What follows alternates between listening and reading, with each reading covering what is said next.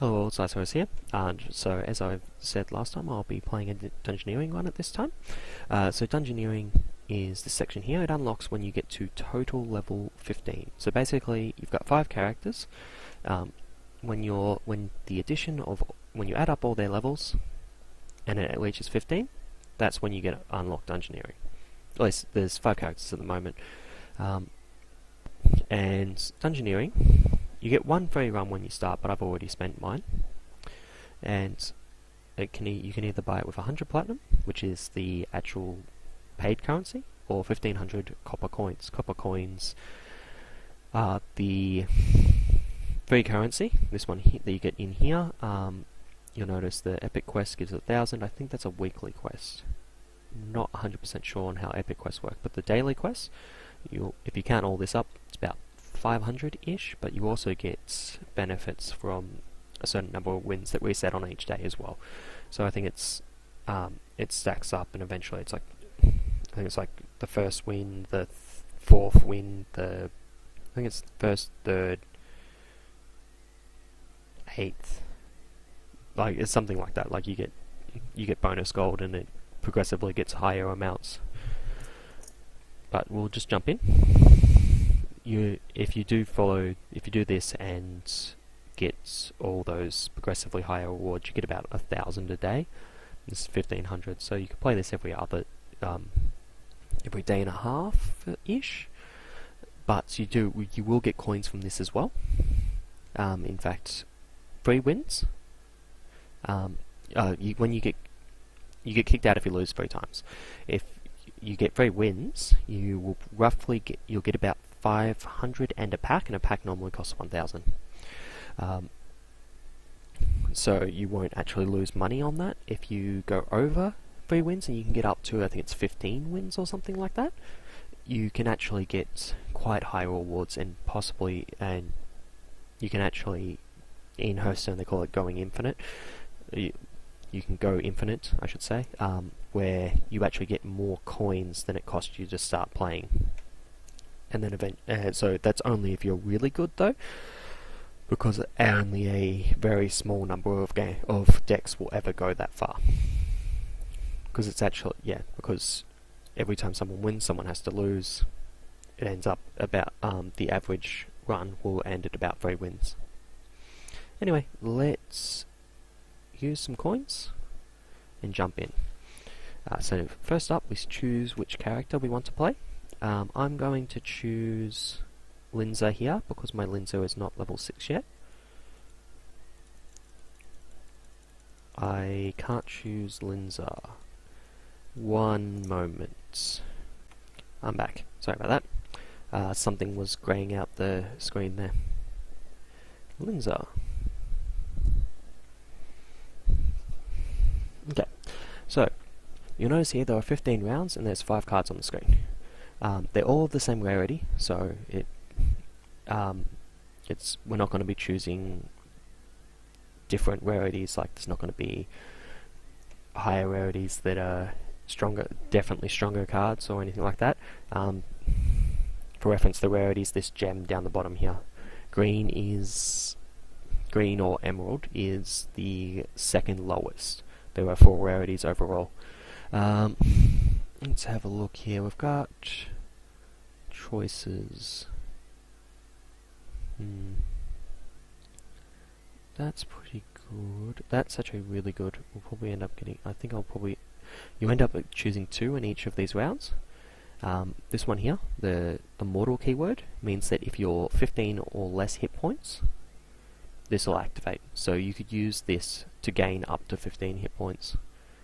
But it can only be used when you're low on hit points. This is really good.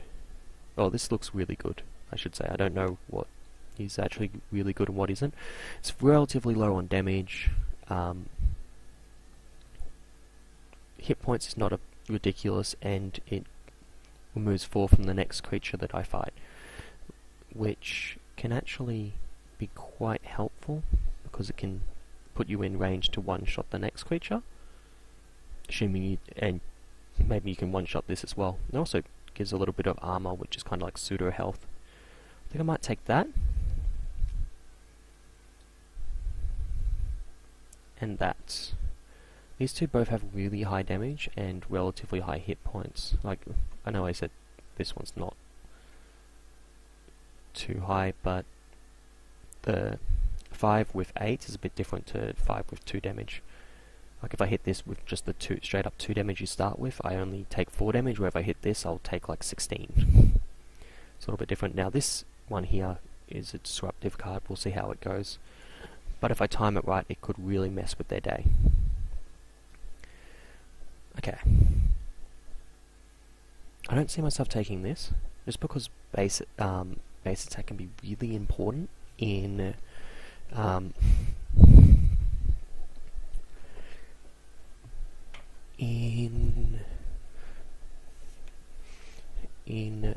the dungeoneering, because games will quite often go to the final battle, and base attack doesn't time out over time.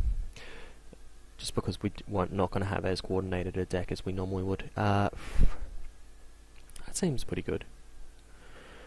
That is really good. So I'm going to get Rans. Because it once again deals damage without me having to fight it, so it puts it possible in one-shot range, but it also gives me a weapon here, which is a relatively good weapon. The 2-3 is not terrible. So we'll get that to start with. I think I might take this. It's only a 1-3 weapon, which isn't great, but if my enemy has any armor, it becomes a 2-3 weapon, and if they have a lot of armor, it could become ridiculous. So we'll grab that.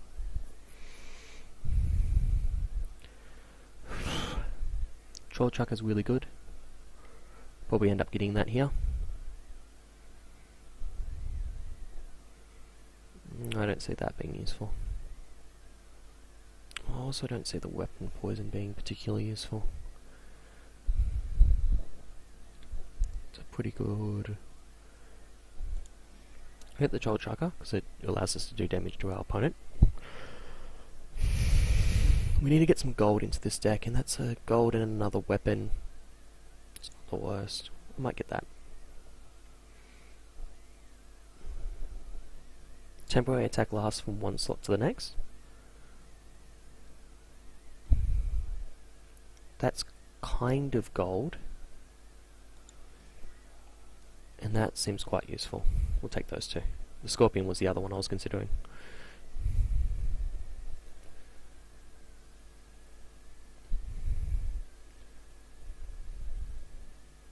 We have quite a lot. We have a reasonable amount of equipment already, so this could be quite useful.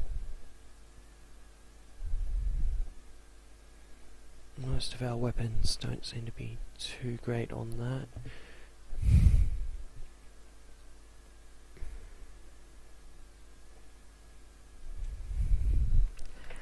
I'm going to take this just because it's a 2 cost that could potentially save us 4 gold. Assuming the next card that we have equipment to play, which we have 2 already. 3 already, but this one doesn't cost anything. Might get the Toxic Bagpipe. Just a little bit more health. And a little bit more equipment for the Dwarven Miner to combo with. Weapon durability is really good. Means our weapons last longer. Means they can do a lot more damage. But it doesn't give us the ability to kill stronger creatures, like weapon attack would. I don't have a lot of goblins yet, I assume. Don't even have a goblin yet. So this is the type of card that if you notice you had a lot of, you might pick it up, but we're almost halfway through the draft and we don't have any yet, so I don't see the point in it. This, however, could be quite helpful. Or this. If you have to soak the damage, Bunyip is really good to reduce how much you take.